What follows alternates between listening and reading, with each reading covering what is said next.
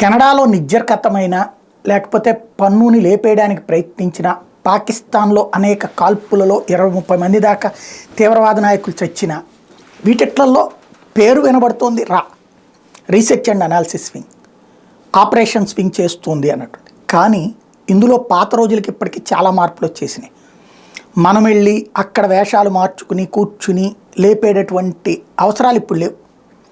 ప్రపంచవ్యాప్తంగా డబ్బు కోసం గడ్డి తినే వెధవలు చాలా చోట్ల తయారయ్యారు.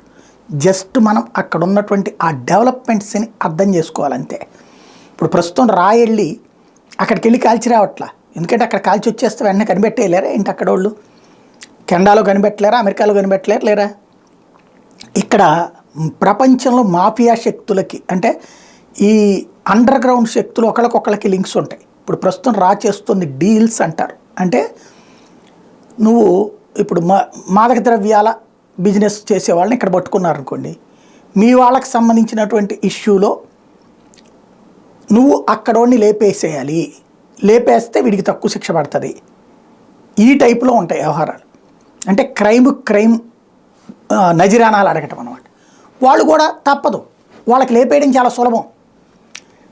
ఆఫ్ఘనిస్తాన్ నుంచి భారతదేశానికి డ్రగ్స్ని, లేకపోతే భారతదేశం నుండి పాకిస్తాన్ లాంటి దేశాలకి కుర్రోళ్ళని ఎత్తుకుపోతున్నప్పుడు ఈ జైలేరా వాళ్ళకే దొంగ చేతికి తాళం ఇచ్చి పని చక్కబెట్టేటటువంటి పని వీళ్ళు చేస్తున్నారు అంతే.